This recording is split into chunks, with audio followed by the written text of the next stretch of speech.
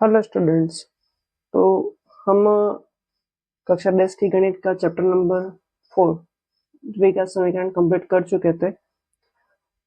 Next हम इस video में पिछले साल 23-24 के सेशन में जो राजस्थान बोर्ड अजमेर द्वारा मॉडल पेपर जारी किया था गणित का, उसके द्विघात समीकरण के क्वेश्चन ले रहे हैं।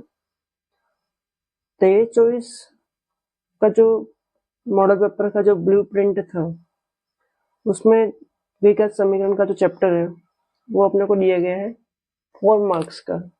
कितने मार्क्स का अपने पास है? तो ये अपने पास है 4 मार्क्स का। इसके क्वेश्चन आएंगे और एक ही क्वेश्चन आएगा। कितने क्वेश्चन आएंगे? एक ही क्वेश्चन आएगा इसका, और वो भी निबंधात्मक में, ठीक है, लॉन्ग आंसर टाइप में आएगा। तो इसमें 4 मार्क्स का क्वेश्चन बनेगा, एक ही क्वेश्चन बनेगा, और वो भी कौन सा होगा? निबंधात्मक लॉन्ग आंसर टाइप। तो अपन देखते हैं कि इसके जो मॉडल पेपर में जो क्वेश्चन इश्यू किए गए थे उनको अपन सॉल्व करके देखते हैं। इसके बाद जो मेन एग्जाम हुआ था बोर्ड का, उसके क्वेश्चन हम सॉल्व करेंगे। तो पहला क्वेश्चन हमारे पास है कि दो क्रमागत धनात्मक पूर्णांक ज्ञात कीजिए जिनके वर्गों का योग 365 हो। तो इसको हल करते हैं।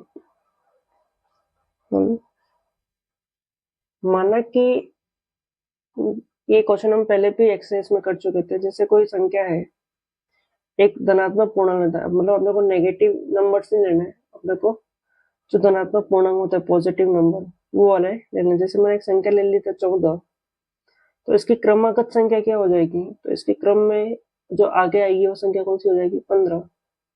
जैसे कोई संख्या ले लेता हूँ मैं 21, उसकी क्रमागत संख्या क्या हो जाएगी? क्रमागत मतलब क्रम से आगे आने वाली संख्या कौन सी हो जाएगी? 22। तो आगे वाली संख्या में अपन कितना जोड़ते हैं? +1 +1, तो हमें क्रम से आगे आने वाली संख्या मिल जाती है। तो अपन ये करेंगे यहाँ पे कि माना कि पहली संख्या x है, अपने को दो धनात्मक पूर्णांक लेना है। तो माना कि पहली संख्या x तथा दूसरी संख्या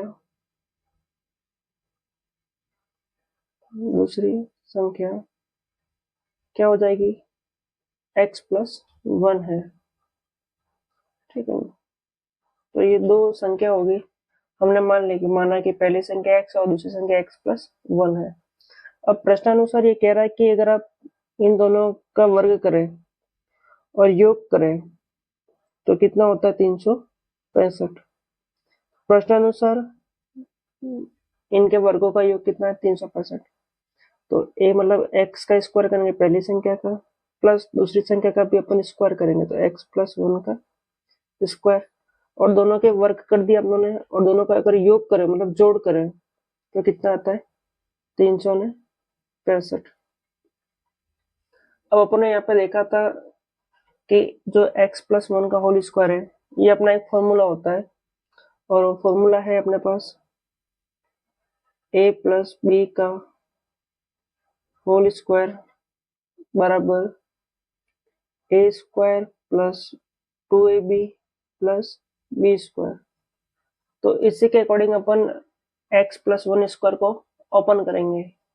यहाँ पे a की जगह कितना है? x, और यहाँ पे b की जगह कितना है? 1। तो अपन इसको ओपन करते हैं। तो x² + a² मतलब x का स्क्वायर + 2ab मतलब 2 × x × 1 + b² मतलब 1 का स्क्वायर बराबर 365। ये x² और x² कितना हो गया हमारे पास? 2x² प्लस 2 का गुणा अगर x से करेंगे 2x, और 2x का गुणा फिर 1 से करेंगे तो 2x ही रहेगा, प्लस 1 का स्क्वायर 1 ही होता है, और ये प्लस का 365 इधर लाएंगे तो -365 बराबर 0। अब यहाँ पे 2x² प्लस 2x, और यहाँ पे प्लस एक प्लस है 1 का और एक माइनस है 365, तो प्लस माइनस वाला फॉर्मूला लगाएंगे अपन। तो प्लस माइनस क्या होता है? माइनस बाकी होगी 365 में से 1 गया तो 300 ने 64, और 365 बड़ा है और इसके पास माइनस है तो यहाँ पे क्या आएगा, माइनस बराबर 0। ठीक, आगे इन तीनों में कॉमन क्या अपने पास, तो अपन देखते हैं यहाँ पे कॉमन क्या निकल सकता है। तो 2x² हो गया प्लस 2x हो गया, और 364 को मैं लिख सकता हूँ 2 गुणा 182 182 बराबर 0। तो अब अपन देखते हैं यहाँ पे 2 कॉमन है, 2 यहाँ पे भी है, 2 यहाँ पर भी है, और 2 यहाँ पर भी। 2 कॉमन निकाल लेता हूँ मैं, तो यहाँ से 2 निकल गया तो x² बचा प्लस x बचा और माइनस 182 बचा बराबर 0। 2 यहाँ पे गुणा में इधर आएगा तो भाग में, तो x² प्लस x माइनस 182 बराबर 0/2। और 0 में किसी भी संख्या का भाग दो, ठीक है। अगर आप 0 में किसी भी संख्या का भाग दो कितना आता है, 0। तो अपने पास जो द्विघात समीकरण आ गई वो क्या है, x² प्लस x माइनस 182। अब अपन इस द्विघात समीकरण को हल करेंगे। ठीक, अब इसको हल कैसे करेंगे देखना है आपको।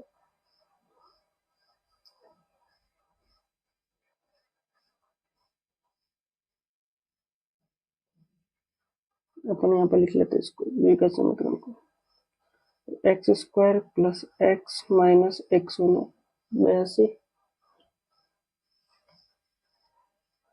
बराबर 0। देखो अपने जब सीखा था तो बोला था कि ये वाली संख्या और x² का जो गुणांक है यहाँ पे कुछ नहीं है तो कितना मानेंगे, 1। तो इन दोनों का गुणा करो, तो 1 गुणा माइनस का 182 बराबर माइनस 182, और बीच वाली संख्या प्लस, और यहाँ पर कुछ नहीं है तो 1 मान लेते हैं, तो बीच में कितना आना चाहिए, +1। तो देखो यहाँ पे अपने सीखा भी था कि अपने को ऐसी दो संख्या चाहिए जिनका गुणा करें तो माइनस का 182 आ जाए, और जिनका प्लस माइनस करें तो कितना आ जाए, प्लस का 1 आ जाए। तो यहाँ पे संख्या हो जाएंगे अपने पास प्लस का 14 गुणा माइनस का 13। देखो प्लस माइनस माइनस 14 में 13 का गुणा करेंगे तो 182 आ जाएगा, और इसी प्लस 14 माइनस 13 का जोड़ बाकी करेंगे तो प्लस माइनस माइनस 14 में से 13 गए 1, 14 बड़ा प्लस का तो प्लस। इसका मतलब ये जो 182 वाला है इसको अपन पूर्णांक में तोड़ सकते हैं, तो अपन इसको तोड़ते हैं। x² plus 14x minus 13x minus 14 गुणा 13 बराबर 0। इन दोनों में कॉमन क्या है और इन दोनों में कॉमन क्या अपने को देखना है। देखो यहाँ पे x² है और यहाँ पे x, तो एक x कॉमन आ गया, x² में से एक x निकल गया तो अंदर कितना बचा, एक x। यहाँ से x पूरा निकल गया पीछे प्लस का 14। यहाँ पे क्या कॉमन निकलेगा, 13 यहाँ पर भी है, 13 यहाँ पर भी है, 13 कॉमन, और माइनस भी कॉमन आ गया। देखो जैसे माइनस कॉमन आएगा इस वाले ये वाला चिन्ह बदल जाता है, तो यहाँ से माइनस निकला तो माइनस वाला चिन्ह प्लस में बदल जाएगा, प्लस 14 बचेगा, 0। इसमें और इन दोनों में कॉमन क्या है, तो x प्लस 14 कॉमन है, तो यहाँ से x प्लस 14 निकल गया पीछे, x बचा, यहाँ से भी x प्लस 14 निकल गया पीछे, माइनस 13 बचा बराबर 0। इन दोनों को अपन 0 के बराबर कर देंगे अलग अलग, तो x प्लस 14 बराबर 0 करेंगे एक बार, और एक बार x माइनस 13 बराबर 0। यहाँ पक्षांतरण होगा तो x बराबर माइनस 14 आ जाएगा, और यहाँ पे x बराबर प्लस 13 आ जाएगा। तो x का मान एक हमारे पास माइनस 14 और x का मान एक हमारे पास प्लस 13 है, और x का मान जो माइनस 14 है वो हम ले नहीं सकते क्योंकि सवाल के स्टार्टिंग में कहा था आपको धनात्मक पूर्णांक लेना है, तो यह मान संभव नहीं है, यह मान संभव नहीं है। क्यों नहीं है, क्योंकि धनात्मक पूर्णांक चाहिए, यह मान संभव नहीं नहीं क्योंकि यह ऋणात्मक पूर्णांक है, क्योंकि यह ऋणात्मक पूर्णांक है।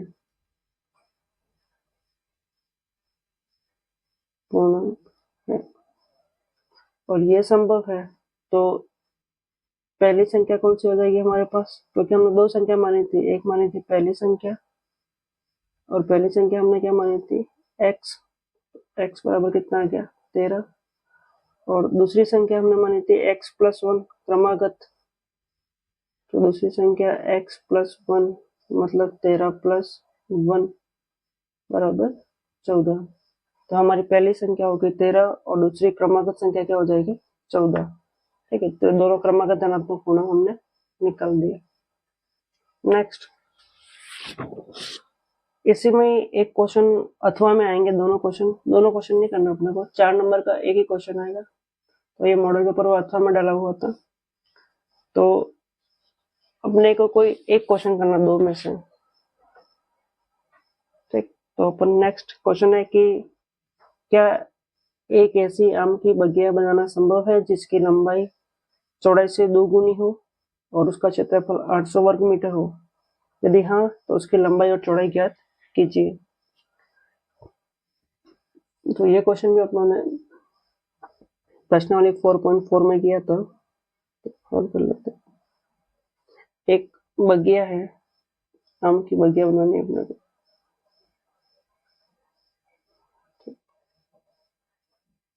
एक आम की बगिया बनानी, तो माना कि बगिया की चौड़ाई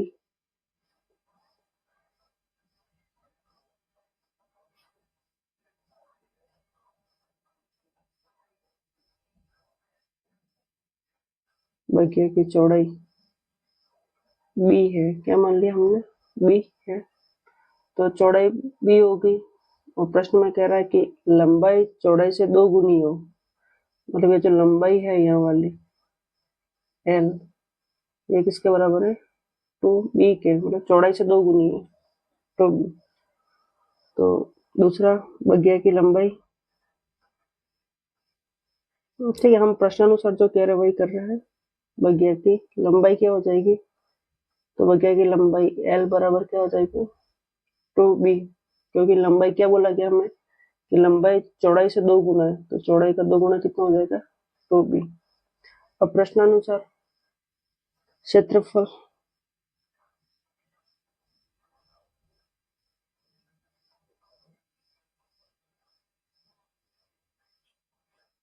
प्रश्नानुसार बगिया का क्षेत्रफल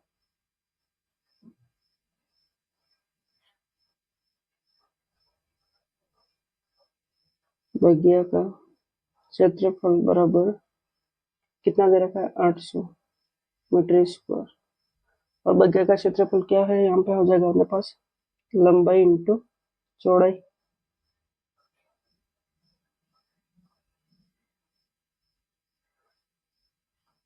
तो 800, लंबाई कितनी हो जाएगी हमारे पास 2b इंटू चौड़ाई क्या हो जाएगी b बराबर 800, और ये हो जाएगा 2b स्क्वायर बराबर 800, एक तरफ कर लेंगे अपन इसको, या फिर कॉमन निकाल, 2 यहाँ पे गुणे में इधर आएगा तो भाग में, तो बी स्क्वायर बराबर 800 बटे 2, तो बी स्क्वायर बराबर हो जाएगा हमारे पास 800 में 2 का भाग देंगे तो 400, और 400 का अगर अपन पक्षांतरण कर ले इधर तो ये हो जाएगा बी स्क्वायर माइनस 400 बराबर 0। तो ये तो हमारी बन गई एक द्विघात समीकरण। हमें संभव है या नहीं बताना, तो पहले हम मूल चेक करेंगे कि इसके मूलों का अस्तित्व है या नहीं। तो मूलों के अस्तित्व के लिए हम विभक्ति का निकालते हैं, तो विभक्ति का निकालने के लिए हमें ए बी सी के मान चाहिए, तो अपन क्या करते हैं इस समीकरण की तुलना, इसकी तुलना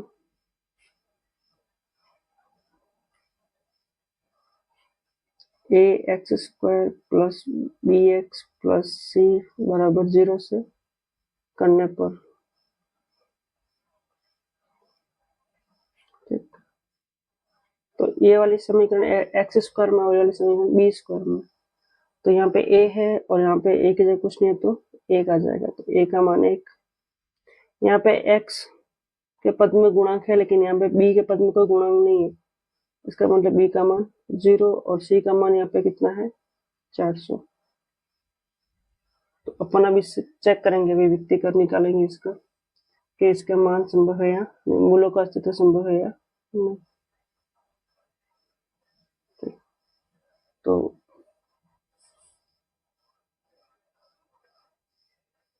अभिव्यक्ति कर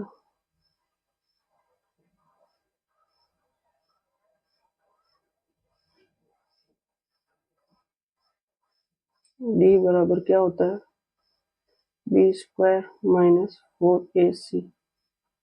तो मान रखेंगे अपन, b का मान कितना है 0, तो b का मान कितना है 0, तो 0 का स्क्वायर माइनस 4 इंटू a का मान 1 इंटू c का मान माइनस 400।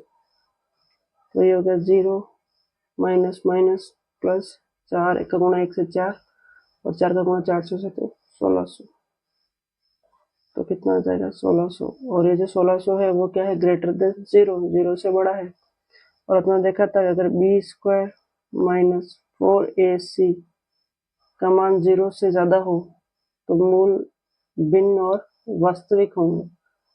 तो मूल भिन्न और वास्तविक होंगे।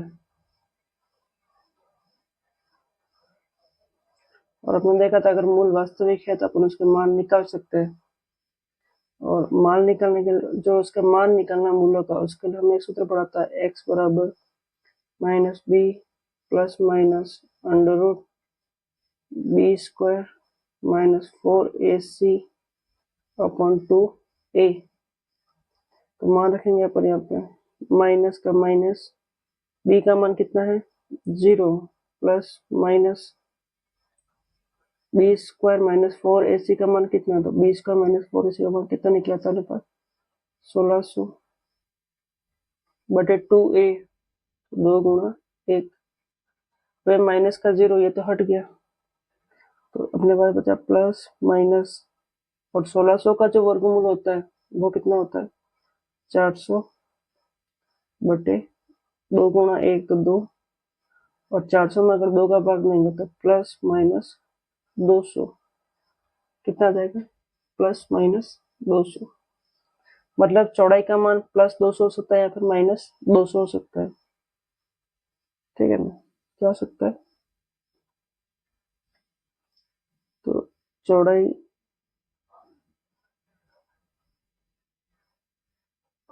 ठीक है ना, ये जो अपनी समीकरण है वो किसमें थी बी में, तो ये जो मान निकला वो किसका निकला है अपने पास चौड़ाई का। तो चौड़ाई बराबर प्लस 200 और चौड़ाई बराबर माइनस 200। ठीक है, और माइनस 200 संभव है नहीं, चौड़ाई माइनस 200 संभव नहीं है। ठीक है, इसमें लिखेंगे संभव नहीं, संभव नहीं क्योंकि दूरी ऋणात्मक नहीं होती, क्योंकि दूरी ऋणात्मक नहीं होती है। ठीक है ना, कोई भी डिस्टेंस कभी नेगेटिव नहीं होता है, कोई दूरी ऋणात्मक नहीं होती। ठीक है, अब यहाँ पे चौड़ाई कितनी आ गई हमारे पास 200, तो लंबाई क्या हो जाएगी, लंबाई चौड़ाई का 2 गुना थी, तो 2 गुना 200 तो कितने आ जाएगी 400 मीटर, और चौड़ाई कितना हो जाएगी 200 मीटर। तो चौड़ाई हमारी क्या होगी इस बगिया की 200 मीटर, और लंबाई इस बगिया की कितनी हो जाएगी हमारे पास 400 मीटर। ठीक, क्वेश्चन नंबर नेक्स्ट। ये जो क्वेश्चन है ये इस साल का जो बोर्ड एग्जाम का पेपर हुआ था उसके क्वेश्चन है। इसमें पहला क्वेश्चन है कि एक समकोण त्रिभुज की ऊंचाई उसके आधार से 7 सेंटीमीटर कम है, यदि कर्ण 13 सेंटीमीटर का हो तो अन्य दो भुजाएं ज्ञात कीजिए। और इसके अथवा में एक क्वेश्चन था कि दो क्रमागत धनात्मक पूर्णांक ज्ञात कीजिए जिनके वर्गों का योग 365। तो ये वाला जो क्वेश्चन है नीचे वाला, ये तो मैंने सीधा मॉडल पेपर से उठा लिया। ठीक है ना, अगर किसी ने मॉडल पेपर भी सॉल्व किया होता तो उसके 4 मार्क्स इजीली कवर हो जाते हैं। अब ये वाला क्वेश्चन तो अपन कर चुके हैं, इसको वापस रिपीट नहीं करते, अपन ये ऊपर वाला क्वेश्चन एक बार वापस समझ लेते हैं, जैसे एक्सरसाइज के दौरान हमने किया था, तो एक बार वापस समझ लेते हैं हल। ये कह रहा है कि एक समकोण त्रिभुज है, तो अपन एक समकोण त्रिभुज ड्रॉ कर लेते हैं। ये हो गया हमारा समकोण त्रिभुज जिसमें एक कोण 90 डिग्री का हो, तो ये हो गया हमारा समकोण त्रिभुज। अब ये कह रहा है कि समकोण त्रिभुज की जो ऊंचाई है उसके आधार से 7 सेंटीमीटर कम है। क्या कह रहा है? 7 सेंटीमीटर आधार से कम है। तो मान लेते हैं कि ये आधार x है, तो जो इसकी ऊंचाई है वो आधार से 7 सेंटीमीटर कम करने के लिए माइनस करेंगे, तो ये कितना हो जाएगा x माइनस 7। ऊंचाई कितनी हो गई? x माइनस 7, और कर्ण का जो मान है वो कितना दे रखा है? 13। ठीक, अब अपन सॉल्व करते हैं। तो माना कि इसका आधार, माना कि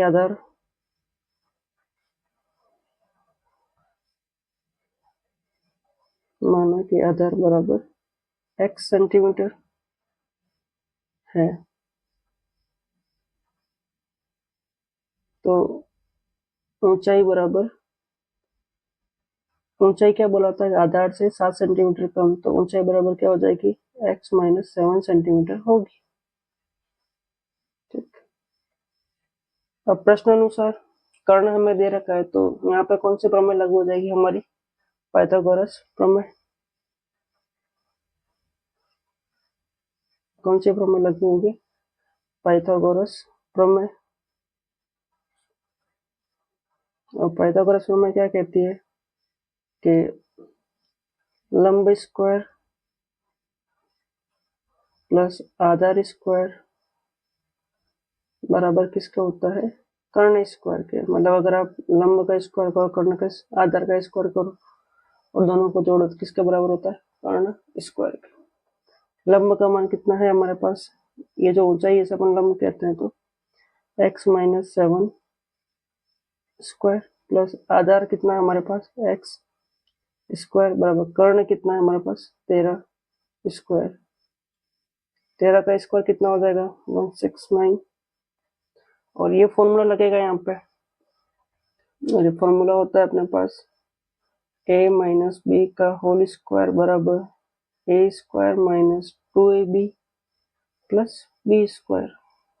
तो ये वाला अपन फॉर्मूला यहाँ पे अप्लाई करेंगे माइनस वाले में, तो ये हो जाएगा x square minus 2 into x into 7 plus 7 का स्क्वायर प्लस एक्स स्क्वायर। ये प्लस का एक्स स्क्वायर, ये भी प्लस का एक्स स्क्वायर, कितना हो गया? 2x स्क्वायर माइनस ये मिला के कितना हो जाएगा? 14x प्लस 7 का स्क्वायर 49, और 169 इधर आएगा तो माइनस 169 बराबर 0। ठीक, ये पक्षांतरण वाला आप लोग को ध्यान रखना है, प्लस माइनस होते रहते हैं। ये 2x स्क्वायर बचेगा माइनस 14 का x बचेगा, और यहाँ पे वापस समझ लेना प्लस माइनस, तो प्लस माइनस क्या होता है? माइनस बाकी हो जाएगी। 169 में से 49 गए तो कितना बचेगा अपने पास? 120 बचेगा, और 169 बड़ा है ध्यान रखना, और इसके पास माइनस है तो यहाँ पर भी क्या आएगा? माइनस बराबर 0। इन सब में कॉमन क्या निकलेगा? 2। देखना कैसे निकलता है। तो 2x स्क्वायर माइनस 2 गुणा 7 लिख सकते हैं अपन 14 को, और इसको अपन लिख सकते हैं 2 गुणा 60। तो इन सब में क्या कॉमन हो गया? वो अपने पास 2, क्योंकि 2 यहाँ पर भी है, यहाँ पर भी है, और यहाँ पर भी है, तो ये 2 कॉमन निकल लिया। अंदर बचेगा एक्स स्क्वायर, 2 निकल गया पीछे 7x, और यहाँ पे 60 बराबर 0। 2 यहाँ पे गुणा में है, बराबर के इधर आएगा तो भाग में जाएगा, तो यहाँ पे बचेगा x square minus 7x minus 60 बराबर 0/2। और हमने पहले सवाल में किया था 0 में किसी भी संख्या का भाग दो 0 ही रहता है, तो x square minus 7x minus 60 बराबर 0। अब अपन इस समीकरण को हल करते हैं। ठीक है, देखो इस समीकरण में वो नहीं पूछा कि स्थिति संभव है या नहीं है। अगर वो स्थिति संभव है या नहीं पूछता है तो फिर हम विविक्ति कर निकालते हैं। ठीक है, इसमें तो अपने को सीधा भुजाएं ज्ञात करने के लिए बोल रहा है, तो अपने समीकरण हल करते हैं। X square minus 7x minus 60 बराबर 0। तो यहाँ पे माइनस का साइन है और यहाँ पे 1 है, तो 1 इंटू माइनस 60 बराबर माइनस 60, और यहाँ पे कितना माइनस 7। तो अपने को ऐसी दो संख्या चाहिए जिनका गुणा करो तो माइनस 60 आ जाए, और जिनका प्लस माइनस करो तो माइनस 7 आए। तो ऐसी दो संख्या हमारे पास बनती है माइनस 12 और प्लस का 5। ठीक है, देखना कैसे। माइनस प्लस क्या होगा, माइनस 12 का गुणा 5 से तो 60, ये गुणा से हो गया, और माइनस 12 प्लस 5, यहाँ पे अपन जोड़ बाकी करेंगे, तो माइनस प्लस माइनस बाकी होगी, 12 में से 5 गया तो 7 बचेगा, और 12 बड़ा माइनस का, तो यहाँ पे माइनस बचेगा। तो इसके भी अपन खोल देते हैं वापस टुकड़ा, तो x square minus 12x plus 5x minus 12 into 5 बराबर 0। यहाँ पे कॉमन क्या निकलेगा, तो x, यहाँ 2x में से 1x चला गया तो 1 बचेगा, यहाँ एक ही x था पीछे, माइनस का 12 बचेगा, प्लस यहाँ 5 कॉमन निकल जाएगा तो अंदर बचेंगे x माइनस 12 बराबर 0। इन दोनों में कॉमन क्या है, तो x माइनस 12, और पीछे क्या बचेगा, तो x प्लस 5 बराबर 0। दोनों को अलग अलग हल करेंगे तो x माइनस 12 बराबर 0 और x प्लस 5 बराबर 0। पक्षांतरण दोनों में x बराबर 12 और x बराबर माइनस 5। अब जो x का मान है ये हमारा आधार है, मतलब दूरी है, और दूरी कभी भी नेगेटिव नहीं होती है।